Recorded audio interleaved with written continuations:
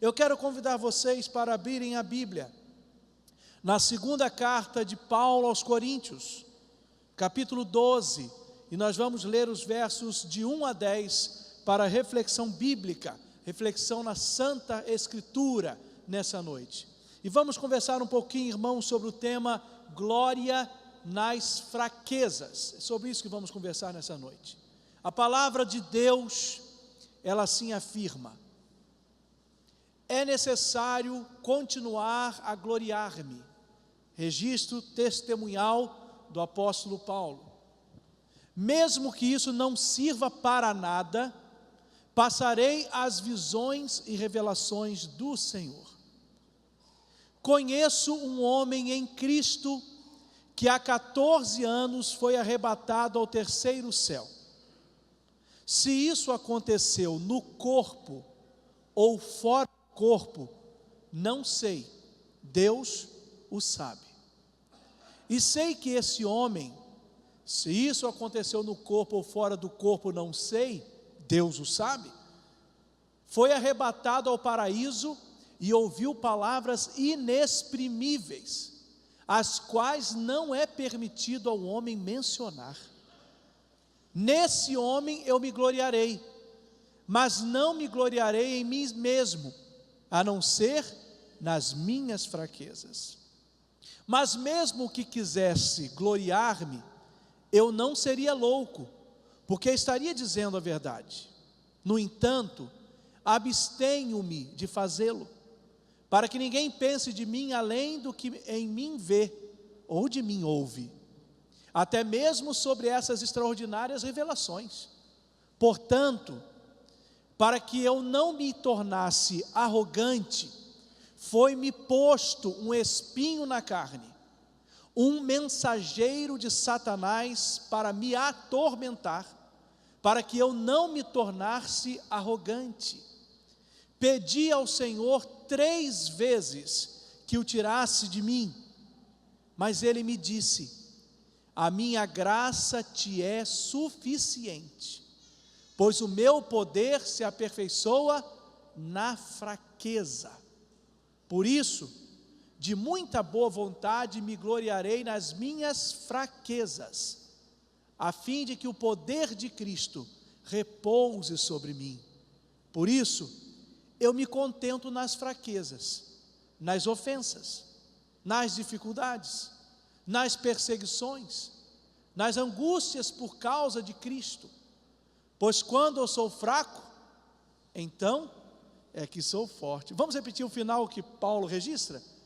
Pois quando sou fraco, então é que sou forte. Não, mas vamos repetir direito, que Bíblia não pode ler com boca murcha igual o gato miando. Não é, gente? Vamos ler assim com firmeza.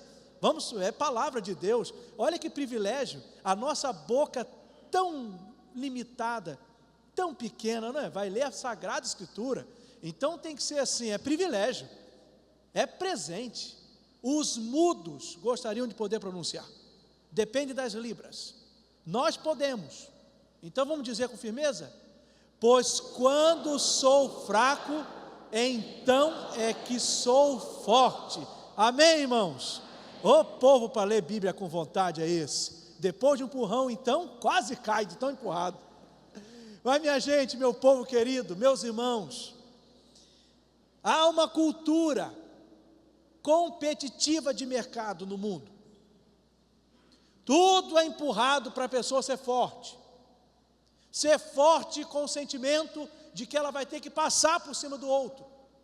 Então, para você ser melhor que o outro, você tem que ser forte, porque você tem que ter condição de ultrapassá-lo, mesmo estando quebrados, destruídos, arruinados. Nós somos forçados para manter uma estampa de fortes o tempo todo. Irmãos, há uma cultura evangélica. Cultura evangélica, coloco aqui com aspas, muitas aspas, porque não é a cultura de todos os evangélicos, mas eu vou chamar aqui, há uma subcultura evangélica, uma cultura de um gueto evangélico, de um segmento só, porque a ampla maioria mantém o que a Bíblia diz. Mas é verdade, há uma cultura evangélica que afirma que crente não pode sofrer. Porque para essa cultura evangélica, o crente que sofre é sinônimo de crente fraco. Então não pode sofrer. E nós estamos enfrentando constantemente altos e baixos nas pregações. Não estou apontando nada, mas estou afirmando porque ouço e vejo. Estamos vivendo momentos difíceis, às vezes com mais intensidade, às vezes com menos intensidade, mas como vem ondas de pregações, de púlpito, que as coisas parecem mais com uma autoajuda do que com a pregação da palavra de Deus. Estamos numa nova onda do púlpito coach, da pregação coach, sabe? Dos pastores que não abrem a Bíblia, mas abrem as dicas de gurus espirituais. O púlpito, ao invés de ser um lugar do anúncio da mensagem de Deus, mesmo que confrontadora, passa a ser um lugar para fazer simplesmente carinho no ego das pessoas. Eu sei que o culto faz carinho na gente, e é uma bênção, não é? A gente sai daqui, todo mundo, vou usar a expressão do pastor Jefferson hoje de manhã, a gente sai daqui fofos espirituais. É uma maravilha. Mas, irmãos, a mesma mão que faz carinho, também é a mão que diz com a gente com seriedade: o ser humano sem Jesus está perdido. Então a gente abraça e faz carinho, mas também precisa apresentar ao ser humano o destino final daquelas pessoas que estão sem Jesus. E a gente sabe que as pessoas que estão sem Jesus, o caminho final é perdição, é triste, mas sem Jesus o final é o inferno, com Jesus o final é o céu. A mesma mensagem que nos ajuda, que nos põe de pé, ela também diz para a gente de que a vida não é só um mar de rosas.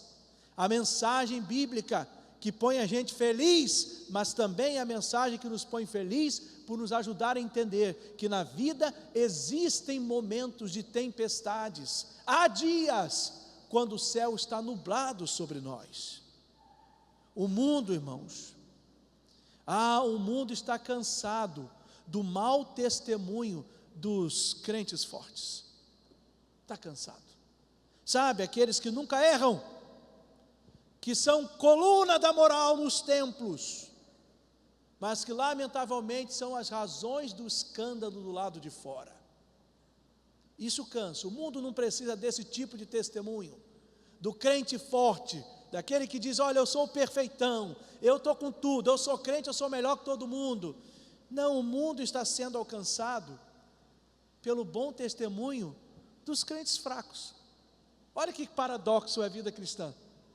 O mundo está sendo alcançado pelo testemunho de crente fraco, ou seja, de gente que está como Paulo, na fraqueza, abrindo o jogo para Deus. O bom testemunho vem daqueles que se rasgam diante de Deus, que choram seus pecados e que clamam pelo perdão. Não vem daqueles que se exaltam num discurso como de fariseus: Senhor, eu te louvo porque eu sou bom demais.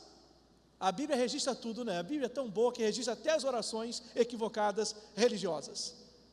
Imagina que oração, vamos trazer para o nosso português de hoje, para o nosso dia a dia, para a vida eclesiástica de hoje. Imagina, a gente vai orar na nossa humildade e dizer: Senhor, eu te louvo que eu sou bom demais. Senhor, eu te agradeço, porque olha, vou puxar o erro para mim, para você não ficar dentro dele não. Imagina eu orando em casa: Senhor, eu te agradeço, porque eu sou o melhor pastor da face da terra. Senhor, eu te louvo, porque não tem pregador como eu. Senhor, eu te agradeço, porque não tem um paletó mais bem vestido como o meu. Senhor, eu te louvo, porque... imagina, mentira pós mentira, bobagem pós bobagem, e Deus olhando e falando assim: meu pai, olha só. Não, Deus fala meu pai não, quem fala sou eu, né? Deus olhando e falando assim: meu filho, olha só. Que coisa, que soberba, que pelo contrário. A gente precisa aprender, irmãos, que é no quebrantamento que a gente fica forte. Nas orações sinceras que diz assim: Senhor, eu sei que o que tem de bom em mim não é por causa de mim. Se há alguma coisa que flui de boa no meu coração, é por causa da tua maravilhosa graça que invadiu esse coração. Se tem algum olhar bom dessa vista, é porque o teu Espírito me ajuda a ver melhor. Se sai alguma palavra útil dessa boca, é porque as minhas palavras pecaminosas estão sendo tratadas pela bondade do Senhor, como o Senhor fez com o profeta Isaías, que com uma tenaz tomou uma brasa do altar e pôs na sua boca, porque ele era um homem de lábio impuro, habitava no meio de um povo de impuros lábios, mas o Senhor tocou e ele passou a ter a vida transformada. Percebem a diferença? O que se acha forte está só caminhando para uma queda cruel, mas aquele que se põe como fraco diante de Deus, diante dele está a bênção de perceber que a mão do Senhor não está encolhida, ele encontra misericórdia. Me esqueci agora do autor da afirmação, que Deus me ajude a lembrar, mas achei tão bonito ler de um autor que disse o seguinte: Deus tem poder para te colocar de pé, ajoelhe-se. Deus tem poder para te colocar de pé, ajoelhe-se. Nunca é vergonhoso se ajoelhar diante de Deus, é privilégio, é prazer, é graça redobrada, porque Ele põe a gente de pé. Irmãos, o mundo não está sendo tocado com os discursos esquisitos de pessoas que se julgam perfeitas, mas o mundo está sendo tocado quando vê gente imperfeita, gente quebrada, gente simples como eu e você, nas mãos de um Deus, que aí a glória é dele, porque a pessoa olha e fala assim: não acredito, ele está de pé, é por causa de Deus, não é por causa dele. É isso que tem influenciado o mundo. E a experiência de Paulo nos ensina muito sobre isso, irmãos, porque o apóstolo Paulo, ele viu coisas extraordinárias, e não é necessário aqui a gente ficar especulando: pastor, que negócio é esse? Onde Paulo foi? Onde ele chegou? Não, Paulo, ele abre tanto o coração, que ele é quase que ele diz para a gente assim: gente, não especula não, porque nem eu sei dizer. Ele repete 2 vezes, sequencialmente: olha, eu conheço um homem que ele foi ao céu, ele subiu, ele tem uma visão diferenciada. Eu conheço um homem que teve uma experiência de um arrebatamento ao 3º céu. Agora, gente, não sei como isso aconteceu, não me perguntem se tem o primeiro, se tem o segundo, se tem o terceiro, se tem o quarto. Paulo estava querendo dizer para a gente: eu não sei nem como foi, eu não sei se ele foi no corpo ou no espírito, Deus sabe. Aí ele vai contar de novo a experiência. Quando ele vai continuar, ele diz assim: vou dizer de novo para o povo, gente, eu não sei como é que isso aconteceu não, eu não sei se foi no corpo ou se foi em espírito, Deus sabe. Se ele falou 2 vezes, é para dizer o seguinte: Paulo, tranquilo, ou no corpo ou no espírito, não quero saber, eu já sei, Deus sabe, conta a história. Muita especulação às vezes não leva a gente a nada, só divide às vezes. Sabia que às vezes há especulações que só tem o poder de dividir a igreja e nunca de unir? Vocês sabem aquela igreja que se dividiu porque um dia um professor da EBD estava empolgado, e aí ele disse assim: meus irmãos, eu tenho uma teoria. Adão não tinha umbigo, porque ele não nasceu da barriga da mulher, então não tinha cordão umbilical. Se ele não tinha cordão umbilical, logo Adão não tinha umbigo. Aí o irmão voltou: não, tinha umbigo sim. Aí um disse assim: não tinha. Aí começaram a brigar. Aí começou a confusão na igreja. Aí um falava com o irmão: não fala com ele não. Por quê? Ele não crê no umbigo de Adão. Aí ficou num lado quem crê no umbigo de Adão, quem não crê no umbigo de Adão, e a coluna do meio: não sei para onde eu vou, quem ganhar eu fico. Às vezes existem umbigos de Adão, e Paulo está dizendo o seguinte: gente, não se preocupe com o umbigo, não se preocupe com o céu, como se eu fui no corpo ou se eu fui no espírito. Se preocupem de que Deus sabe como foi, Ele sabe, mas eu tive visões gloriosas. E ele vai dizer o seguinte: foram visões tão gloriosas, tão espetaculares, que eu poderia me tornar arrogante por causa delas. Irmãos, imaginem que perda teríamos se o apóstolo Paulo se tornasse arrogante por causa das visões. Não seria esse Paulo de 13 cartas do Novo Testamento, não seria esse apóstolo da plantação, das viagens missionárias, da plantação das igrejas, não seria. Nós perderíamos esse homem para a arrogância. E quanto de evangelho temos nas nossas mãos por causa da vida do apóstolo Paulo. Então Deus vai agir com ele. Eu preciso te usar, Paulo, mas eu não posso te perder. Como eu não posso te perder, eu vou entregar a você um espinho na sua carne. E Paulo entendeu. Ele abriu o jogo com a gente. Para eu não ficar arrogante, eu recebi um espírito na minha carne, um espinho na minha carne. Irmãos, e o espinho incomodava. Paulo não queria esse espinho, não queria. Ele pediu para ser tirado, mas a resposta que Paulo recebeu de Deus foi a seguinte: a minha graça te basta, Paulo, porque o meu poder se aperfeiçoa na fraqueza. Então, Paulo, eu não tenho interesse em retirar o espinho. Não é isso que eu vou fazer com você. Eu tenho interesse que você continue com essa fraqueza, para que o meu poder possa suplantar tudo isso, porque minha graça te basta. O poder não se aperfeiçoa, Paulo, na arrogância, mas na fraqueza. Então Paulo começou a entender, irmãos, que existe glória na fraqueza. E ele concluiu: eu me contento então com as minhas fraquezas. Eu me contento com as ofensas. Eu me contento com as dificuldades. Eu me contento nas minhas perseguições. Eu me contento nas minhas angústias por causa de Cristo. Porque se eu sou fraco, eu sou forte. Paulo derruba a tese então de que crente não pode sofrer. Percebe? Pode até se contentar nesse sofrimento, se for em nome de Cristo. Quando somos fracos por causa de Cristo, irmãos, quando somos fracos por causa de Cristo, aí é que nós somos fortes de verdade. Então eu estou muito feliz, porque eu imagino que eu estou me dirigindo nessa noite, presencialmente e online, só para fracos em Cristo. Amém? Quem está forte aí? Ninguém. Opa. Então que bom que estou me dirigindo aos fracos em Cristo. Porque os fracos em Cristo é que de verdade estão fortes. Cuidado os fortões aqui hoje, porque os fortões é que podem estar fracos. Vamos fazer algumas aplicações? A primeira: irmãos, a glória na fraqueza não é justificativa para não buscar fortalecimento espiritual.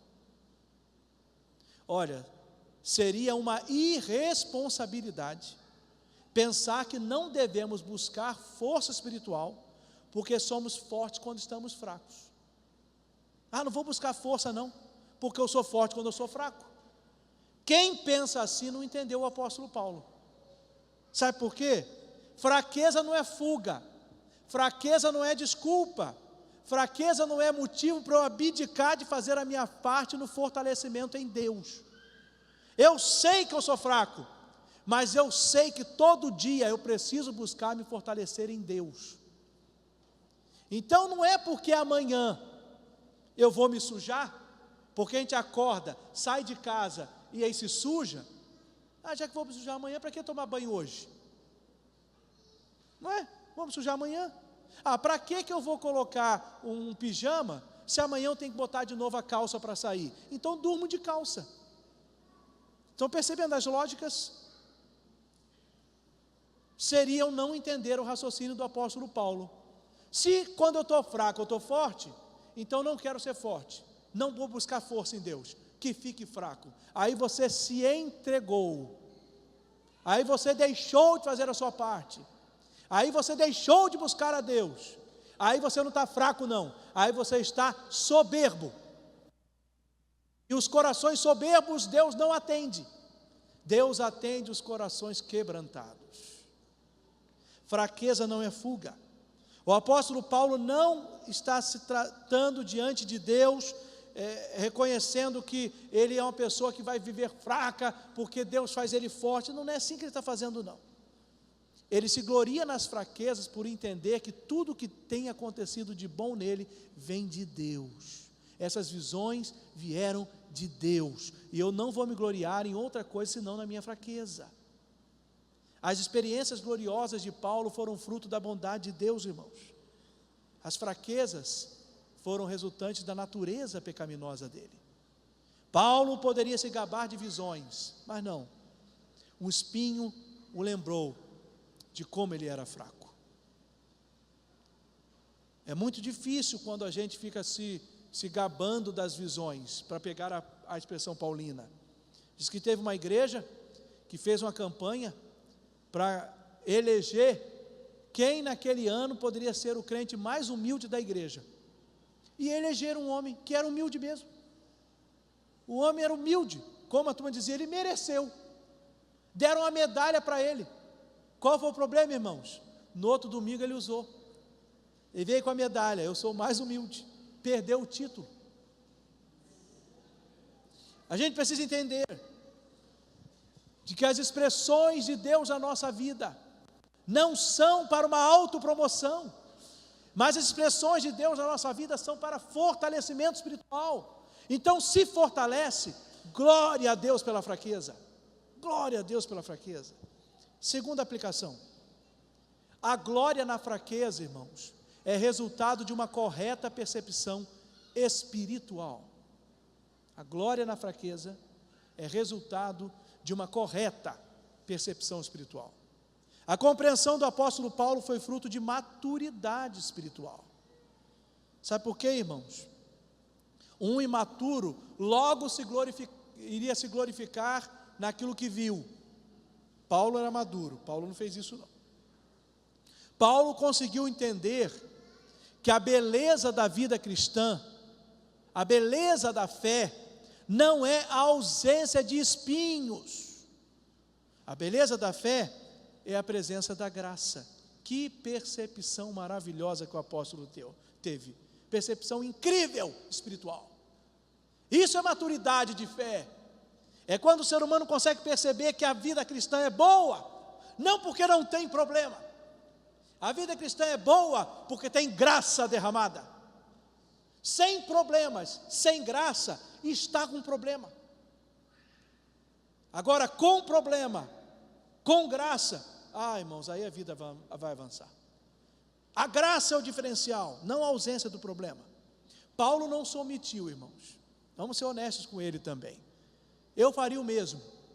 Paulo pediu. Crente pode pedir a Deus. Se Deus vai obedecer, aí é equívoco. Porque crente não pode mandar em Deus. Agora pedir, se Deus quiser, Ele faz. Só que é interessante que Paulo pediu 3 vezes. Meus irmãos, que dor para Paulo, hein? Um apóstolo tão abençoado, pedir 3 vezes a Deus a mesma coisa, 3 vezes a mesma coisa, e não, deixa o espinho, deixa ele aí. Paulo, a minha graça te basta. Paulo, o meu poder se aperfeiçoa na fraqueza.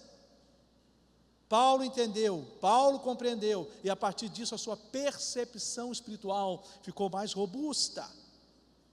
E olha, irmãos, que a experiência de Paulo não é fácil não. Paulo, ele disse com muita clareza, com todas as letras no versículo 7, para que eu não me tornasse arrogante, foi-me posto um espinho na carne, e ele chegou a ser firme na expressão, um mensageiro de Satanás, para me atormentar, para que eu não me tornasse arrogante. Outras versões, a possível tradução desse texto, vai dizer para a gente que ele tinha um mensageiro de Satanás que o esbofeteava. E Paulo queria ficar livre dessa dor. Que coisa difícil. Eu acho interessante, analisando, lendo comentaristas, ouvindo pregações, pegando essa inteligência de tanta gente boa que trabalha nesse texto, de que de fato, o espinho era resultado da ação de Deus. Não foi o diabo, não. O diabo não tinha interesse nesse espinho, não.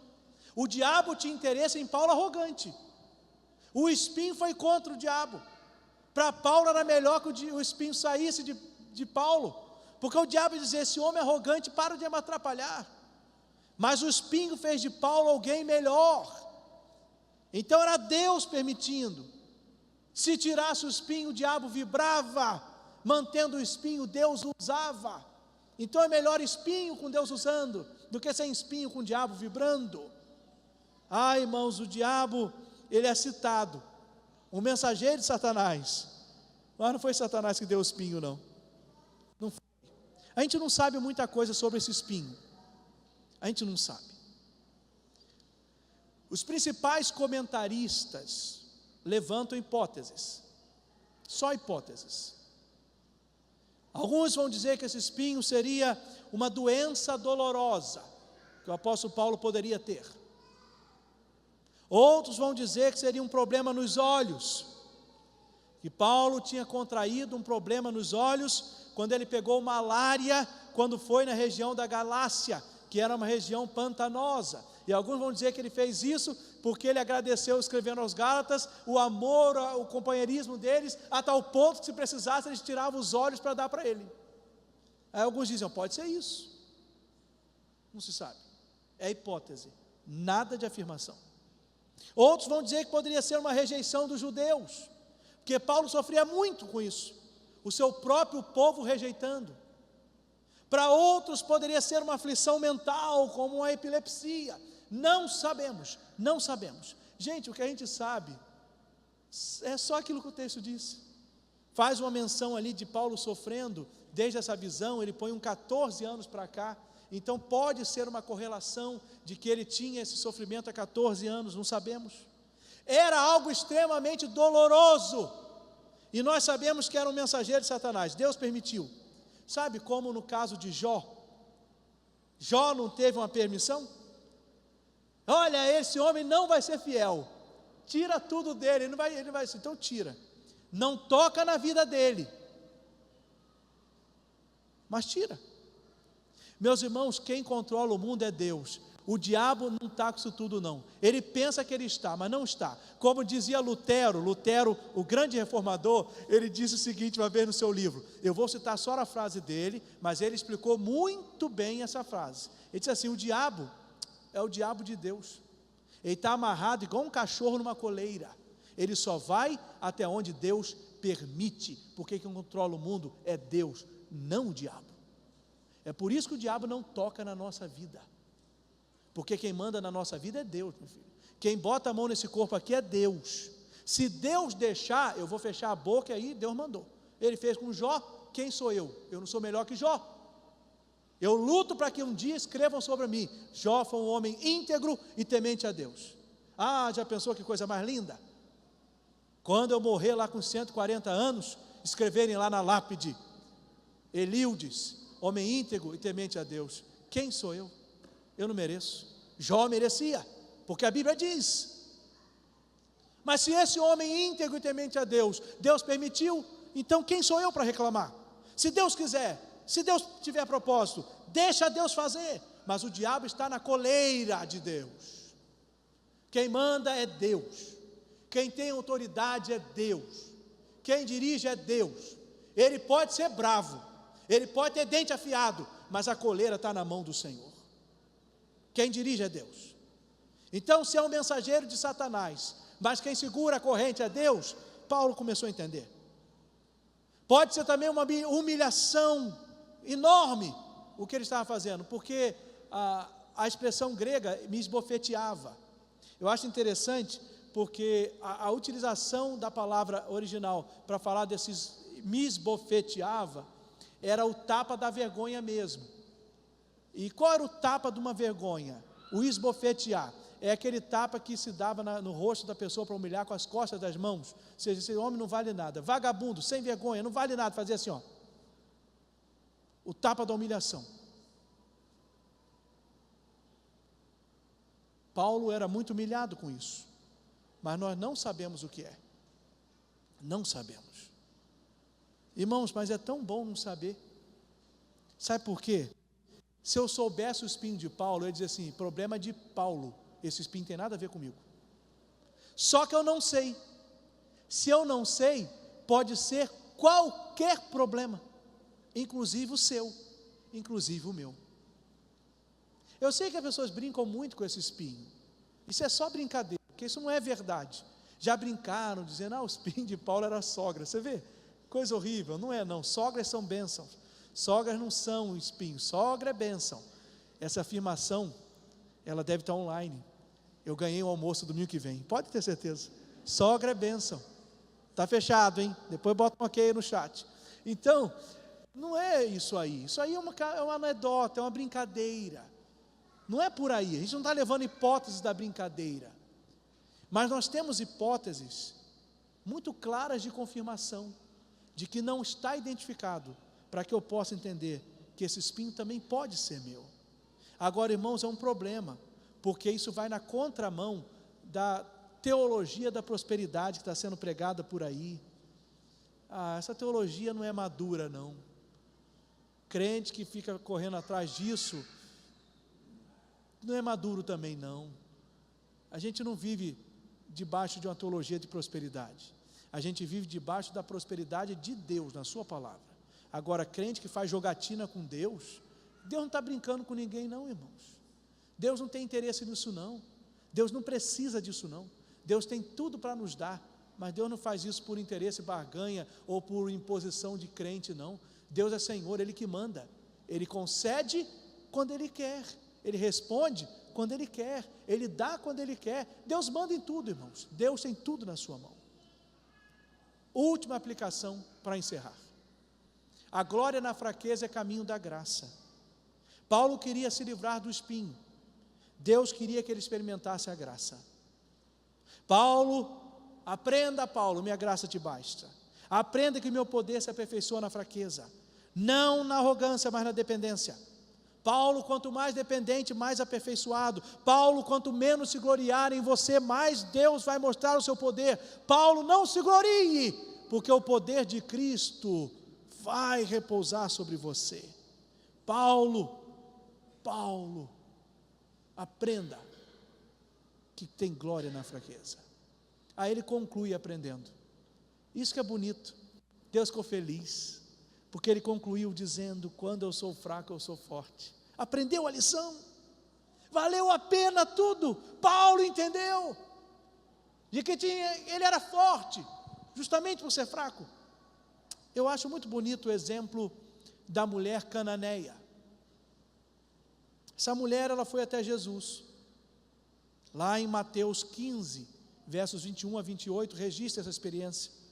A mulher cananeia vai até Jesus, e ela vai por gritar por misericórdia, porque a sua filha estava endemoniada. E Jesus responde para ela: olha, eu vim para os filhos, para as ovelhas perdidas da casa de Israel, para os filhos perdidos. Mas aquela mulher insistiu tanto por socorro, tanto, que Jesus para ela: não seria justo eu tomar o pão dos filhos e entregar para os cachorrinhos. Jesus foi direto com ela. Mas aquela mulher fez algo que mexeu com o coração de Jesus. Olha, tem glória na fraqueza, gente. Aquela mulher disse assim para Jesus: meu Senhor, mas os cachorrinhos também comem das migalhas que caem da mesa do seu dono. Jesus disse: nossa, a sua fé é extraordinária. Está resolvido, está certo, você já tem a sua bênção. Glória na fraqueza. Até a migalha é bom demais. Até a migalha. Já está valendo. Já é muito especial. Saudoso pastor Mauro Israel, que era pastor em São Gonçalo da primeira igreja, ele tinha uma expressão, e ele ia dizer assim: migalha de Jesus é um luxo. O gaúcho falava forte assim: é um luxo. Migalha de Jesus é um luxo, tá bom demais. A mãe dos filhos de Zebedeu queria um lugar à esquerda ou à direita. Para quê? Irmão, se entrar no céu e se ficar lá atrás e ver Jesus pequenininho lá na frente, tá bom, você está no céu. Complicado é quem está vendo o diabo na primeira fila do inferno. É um luxo, é bom demais. Eu estou fraco, na verdade eu estou forte. Aquela mulher expôs a sua fraqueza. Jesus, eu preciso. Percebe que forte estava ela? Ela não desistiu. Ela argumentava e recebia resposta. A fraquinha estava forte. Jesus, ele é especialista em provocar a força dos que estão fracos. Ele é especialista. Ele pega os fracos e ele ensina os fracos a encontrar a força que ele põe dentro do coração deles. Mas Jesus também é especialista em mostrar para os fortes quão fraca é a realidade de vida deles. Há fracos aqui hoje? Tem gente fraca aqui dentro? Eu queria te dizer, meu irmão, para de lutar. É melhor você dizer: Jesus, o fraco sou eu. Sou eu mesmo. Uma mulher que tinha um fluxo de sangue, 12 anos, tocou nas vestes de Jesus. Multidão para todo lado, vou passar desapercebida. Só que Jesus é muito bom. E parou tudo e disse assim: tocaram em mim. Aí o pessoal vai dizer o óbvio: ué, Jesus, poxa, que comentário, hein, mestre? A multidão te apertando, só dizer tocaram em mim. Só que Jesus é tão bom, Ele acha fracos, irmãos. Ele acha os fracos. Tocaram em mim sim, porque de mim saiu virtude, poder.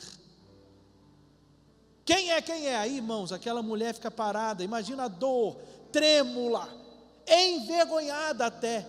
O povo começa, sabe quando o povo vai se afastando? E aí daqui a pouquinho abre uma roda, fica só Jesus e ela. A fraca que recebeu glória, entende? Para que força? Para que impressionar Jesus? Ele já sabe que nós somos fracos. O que impressiona Jesus não é força não, irmãos. O que impressiona Jesus é sinceridade. Eu vou preparar um banquete para Jesus. Calma, porque Simão preparou, mas não recebeu bem. Foi a mulher que lavou os pés que recebeu bem. Eu vou preparar um banquete para Jesus. Calma, porque Jesus não precisa do seu banquete não. Jesus precisa dos seus 5 pães e 2 peixinhos. Deixa que o resto ele faz. Quem sou eu para entregar minha vida a Jesus? Você é como eu. Deixa eu usar no popular aqui. Você e eu somos esses mulambinhos mesmo, fraquinhos, pele e osso. Alguns têm um pouquinho mais de gordura, mas é tudo igual. Eu e você, esse ser aqui, sabe o que aconteceu um dia? Eu fui a Jesus e disse: Senhor, aqui está o fraco, precisando da tua força. Aí por misericórdia, por graça, Ele estendeu a mão, me segurou e resolveu o problema da minha vida, que era a perdição, me salvou. E Ele não fez só isso não, sabe o que Ele continua fazendo? Ele me livra todo dia, Ele me abençoa todo dia, Ele me supre todo dia, porque eu não tenho medo de expor para Ele a minha fraqueza. Eu não tenho medo de dizer para Ele que eu não sou perfeito. Eu não tenho medo de dizer para Ele que eu não sou um pastor perfeito. Eu não tenho medo de dizer para Ele que eu não dou conta de pastorear uma igreja, porque eu sou pequeno, pecador e falho. Eu não tenho medo de dizer para Ele que aqui na igreja não tem nenhum membro perfeito. Eu não tenho medo de dizer para Ele: Senhor, o Senhor me deu a Bíblia de Cabo Frio pastorear, e lá só tem gente imperfeita, Senhor, e o pastor imperfeito, está tudo ruim lá. Se gritar não foge um, só imperfeito. Por que, Senhor, só tem perfeito aqui dentro? Porque é aí que está bom. Sabe por quê? Porque o poder de Deus se aperfeiçoa na nossa fraqueza. A primeira de Cabo Frio não é forte por causa do pastor que tem. Por mim então aí que não seria. Não é forte pelos membros que tem. Acho que você concorda que por você também não seria não, né? A igreja é forte porque os membros fracos clamam misericórdia do que é forte, que é o nosso Deus.